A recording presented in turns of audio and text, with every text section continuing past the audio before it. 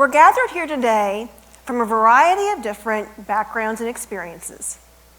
But one thing we all have in common is that at some point, either past or present, we have been students.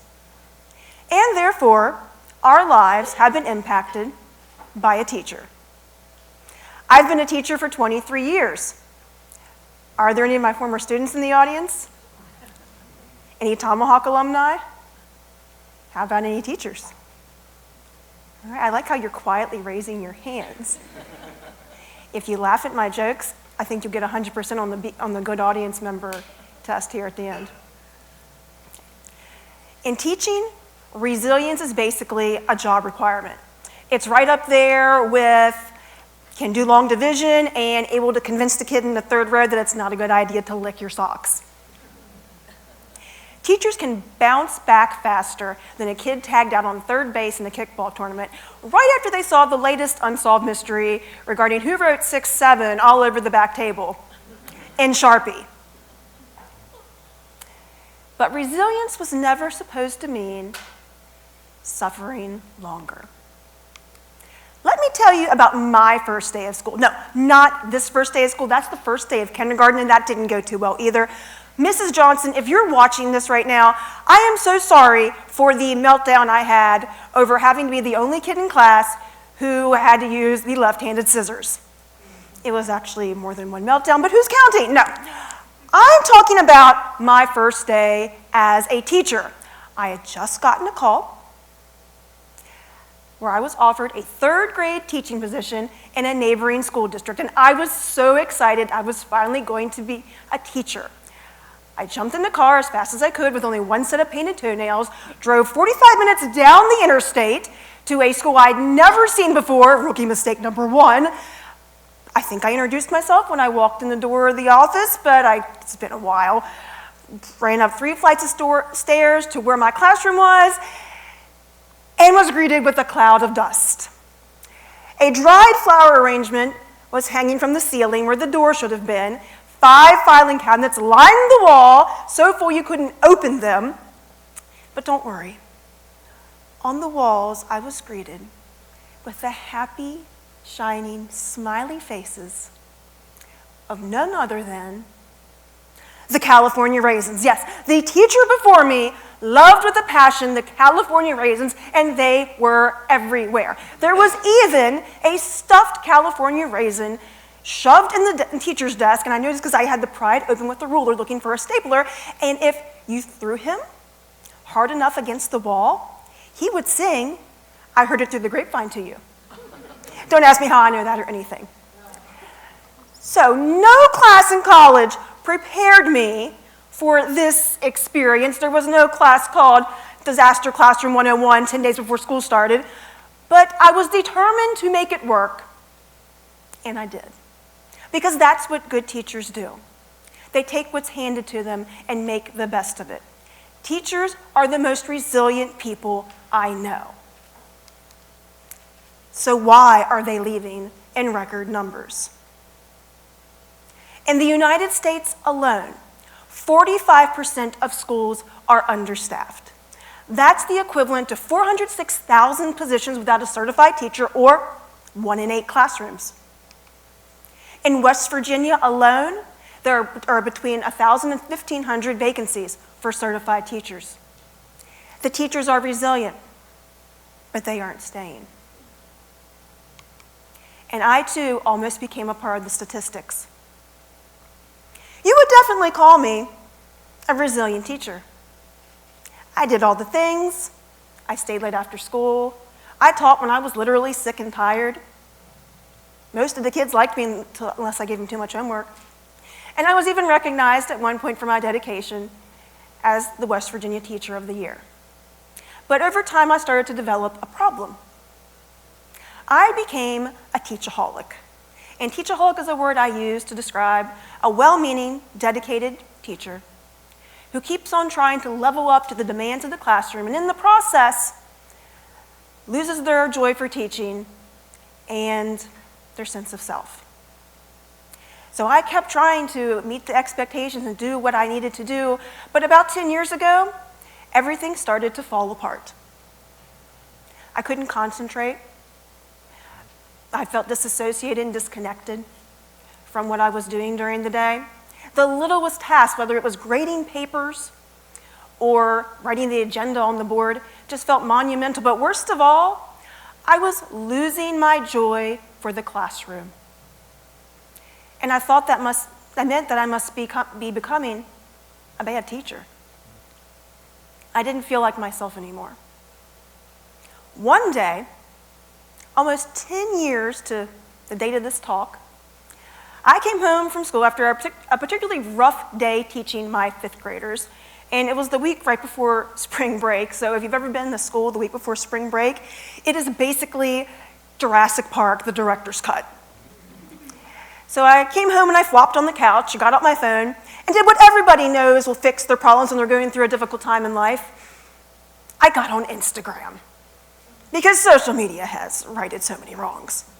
So I'm scrolling through Instagram, and I come across this quote from a teacher influencer that proudly stated, "If you're not giving your students your best self, don't expect them to give you theirs."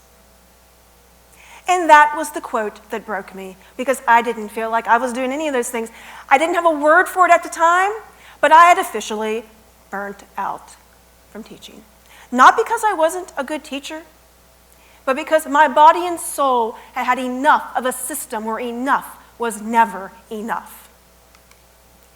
Teacher burnout is the #1 reason why teachers are leaving the classroom, but it's not because they don't have resilience. The burnout we're seeing is the outcome of prolonged financial, emotional, and physical endurance. It's why 40 to 50% of teachers leave in the first 5 years of teaching. But the problem is bigger than that. UNESCO reports that by the year 2030, the world will need an additional 44 million primary and secondary teachers. We are on the brink of a global teacher shortage. What difference will it make if we grow our own teachers in West Virginia and beyond, if they're entering a profession that isn't sustainable? And even more importantly, it's the kids that are watching this all play out. The kids in our classroom are seeing this happen before their eyes, and they're deciding right now whether or not education is a career for them. Teacher resilience has been misunderstood. We have internalized the martyr mentality, the busy badge, and superhero syndrome to turn teaching into a little bit, no, actually, a lot, like Survivor. So it's basically, how much can you tolerate before the latest alliance or crazy challenge just makes you throw up your hands and vote yourself off the island?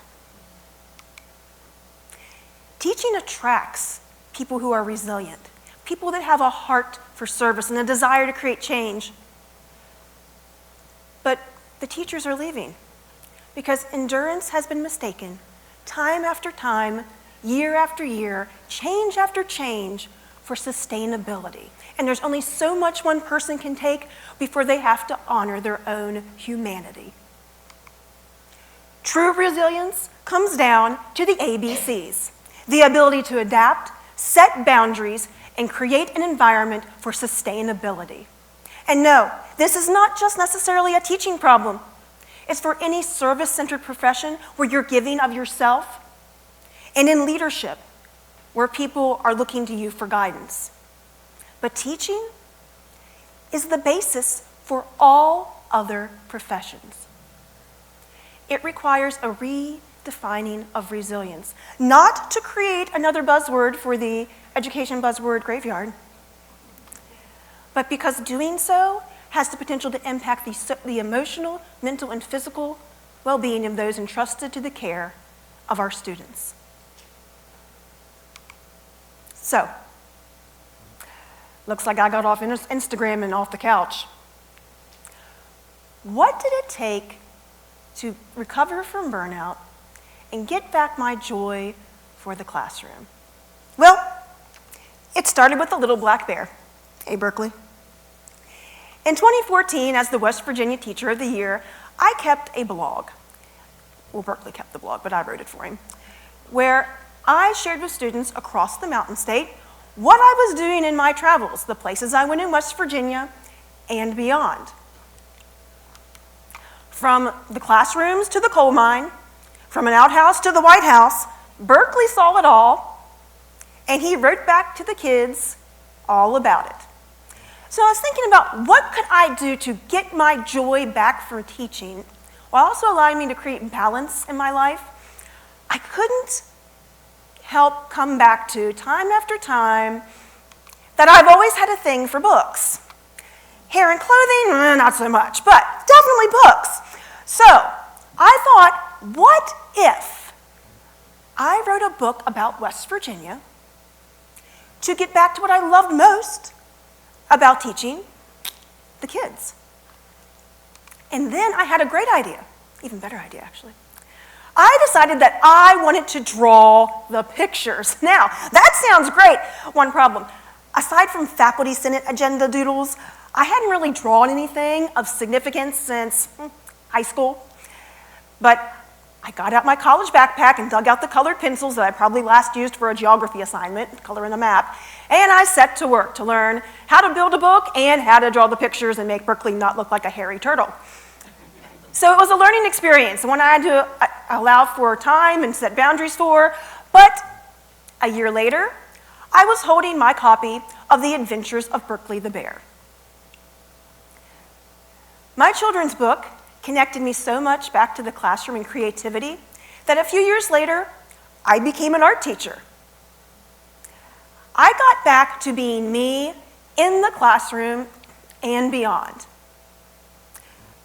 Now, while that experience is unique to me, it's the creativity, a different way of looking at things that has the potential to redefine resilience and save the current state of the teaching profession. Because creativity allows for cognitive flexibility. It helps with emotional regulation, and it benefits neuroplasticity. Those are not only good things for teachers and the demands of the profession, but for education as a whole. Creativity means you need to make time and space so you can make. It allows for choice and autonomy, which is something that is greatly missing and needed from today's classrooms. And in order to make creativity a lifelong practice, it has to become sustainable. As an art teacher, I tell my students that every masterpiece begins with a single line. I also tell them to pick the oil pastels off the floor before someone steps on them, but it starts with a single line.